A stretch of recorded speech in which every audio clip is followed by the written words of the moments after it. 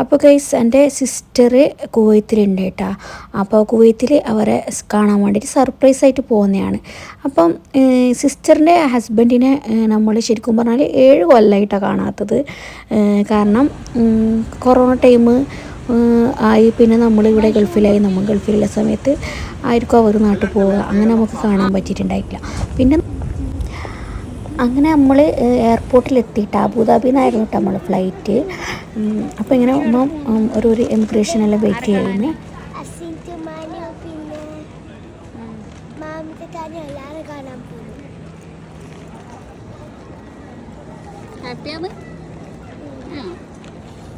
ഭയങ്കര happy. Surprise എടുക്കാൻ പോകുന്നില്ല, മണ്ണ് പൊട്ടിച്ചു. അതുകൊണ്ട് അമ്മ ഹാപ്പിയല്ല, കുറച്ച് ഹാപ്പി. അപ്പോൾ ആയിഷു സർപ്രൈസ് ആക്കാനാണ് പോകുന്നത്. അപ്പോൾ മനഹ പറഞ്ഞു, ഞാൻ പറഞ്ഞിരുന്നെല്ലാം പറഞ്ഞു. അപ്പോൾ ശരിക്കും പറഞ്ഞപ്പോൾ അവരറിഞ്ഞിട്ടൊന്നുമില്ല കേട്ടോ.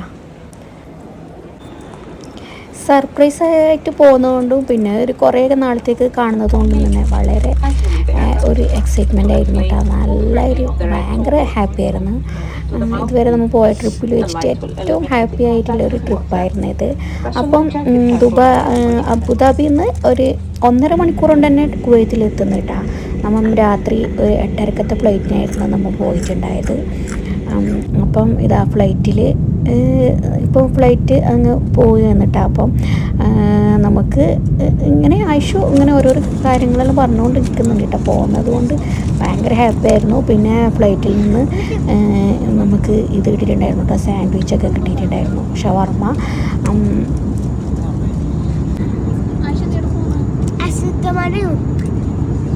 പിന്നെ എല്ലാരും കാണാം. ഗഫ്രൂട്ടപ്പ ഞാൻ കണ്ടിട്ട, ജനിച്ച മുമ്പേ ഞാൻ കണ്ടിട്ട. ആകെ ഫോണിലെ കണ്ടിട്ടു.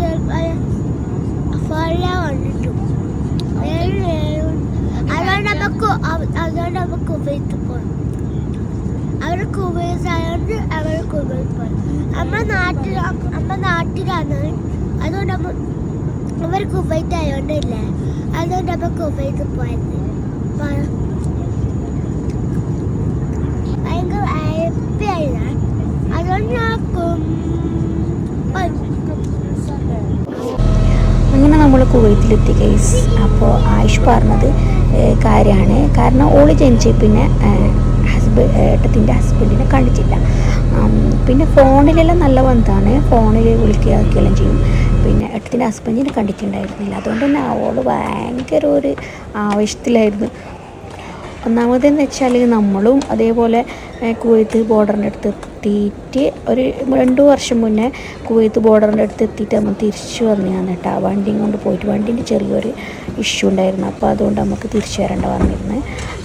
അപ്പോൾ ഇത് 2ാമത് പോകുന്നതാണ് കാണാൻ വേണ്ടിയിട്ട്. അപ്പോൾ നമ്മൾ അവിടെ കുവൈത്തിലെത്തലും നമുക്കൊരു വല്ലാത്തൊരു സന്തോഷമായിരുന്നു. കാരണം നമ്മൾ കഴിഞ്ഞ പ്രാവശ്യം പോയാലും ബോർഡറിൻ്റെ അടുത്ത് എത്തിയിട്ട് തിരിച്ചു വരുന്നതെന്നെല്ലാം പറയുമ്പോൾ അതും വണ്ടിയും കൊണ്ട് പോയിട്ട് ഇത്രയും ദൂരം പോയിട്ട് നമുക്ക് തിരിച്ചു വരേണ്ട വന്നതിന്. അതുകൊണ്ട് തന്നെ നമുക്ക് ഇപ്രാവശ്യം പോകുന്നത് ഭയങ്കര സന്തോഷമായിരുന്നു. അങ്ങനെ ഇതാ നമ്മൾ എയർപോർട്ടിൽ നിന്ന് തിരിച്ചു പോയി എന്നിട്ട് അവരുടെ റൂമിലേക്ക്. കാരണം എയർപോർട്ടിൽ നിന്നും ഒരു 1/4 മണിക്കൂർ ഉള്ളൂ കേട്ടോ അവരുടെ റൂമിലേക്ക്. അങ്ങനെ ഇതാണ് കേട്ടോ നമ്മളെ റൂം. നമ്മൾ ഒരു ഹോട്ടലിൽ റൂം എടുത്തിയാണ് കേട്ടോ. അപ്പം അങ്ങനെ ആയിഷുക്ക് നല്ല ഉറക്കമുണ്ടായിരുന്നു. പിന്നെ നമ്മൾ റൂം ഇതാണ് കേട്ടോ. റൂമൊക്കെ നല്ല അടിപൊളി റൂം തന്നെയായിരുന്നു കേട്ടോ. 2 ബെഡ്റൂമൊക്കെ ഇല്ല, നല്ല അടിപൊളി റൂം, നല്ല സ്ഥലവും തന്നെയാണ് കേട്ടോ. കുവൈത്ത് എനിക്ക് വളരെ ഇഷ്ടപ്പെട്ടിരുന്നു കേട്ടോ. നല്ല സ്ഥലം തന്നെയായിരുന്നു. പിന്നെ ഒരു കാര്യം എന്ന് വെച്ചാൽ നമ്മൾ എടുത്തിട്ടുണ്ടായ അതിൻ്റെ തൊട്ടിപ്പുറം തന്നെയായിരുന്നു ഏട്ടത്തിൻ്റെ ഫ്ലാറ്റ് വരുന്നത് കേട്ടോ. പക്ഷേ നമ്മളും അറിഞ്ഞിരുന്നില്ല, നമ്മളവർ സർപ്രൈസാക്കി അവർ അറിയാണ്ട് എടുത്തതാണ്. പക്ഷേ തൊട്ടിപ്പുറത്തെ ബിൽഡിങ്ങിൽ തന്നെയായിരുന്നു കേട്ടോ അവരുടെ റൂം വരുന്നത്.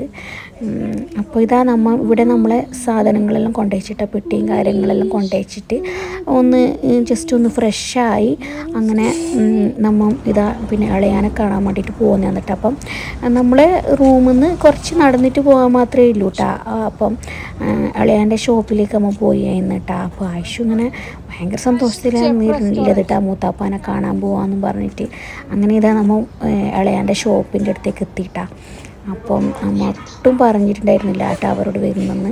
അപ്പോൾ അത് അളയെ വരുന്നിട്ട് നമ്മളെ കണ്ടിട്ട് ഇളയാടുന്ന് വരുന്ന എന്നിട്ട് അളയാൾക്ക് നല്ല സന്തോഷമായിരുന്നു. കാരണം കുറേ നാളായില്ലേ കാണാത്തത്.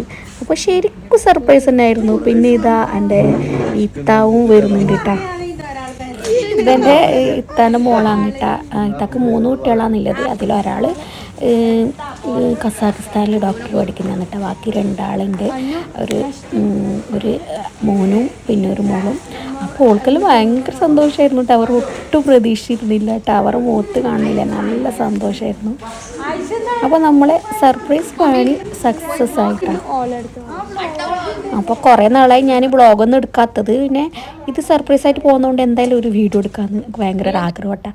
ഇതെപ്പോഴെങ്കിലൊക്കെ മെമ്മറിയിലെല്ലാം ഇത് നല്ല ഒരു ഇതായിരിക്കും കാണുമ്പോൾ, വീഡിയോ എല്ലാം കാണുമ്പോഴെല്ലാം ഒരു നല്ലൊരു രസമല്ലേ മുമ്പത്തെ കാര്യങ്ങളെല്ലാം ഓർമ്മിച്ചെടുക്കാനും. അതെല്ലാം എനിക്ക് ഭയങ്കര ഇഷ്ടമാണ് കേട്ടോ, ഇങ്ങനത്തെ എല്ലാം വീഡിയോസ് എടുക്കാൻ വേണ്ടിയിട്ട്.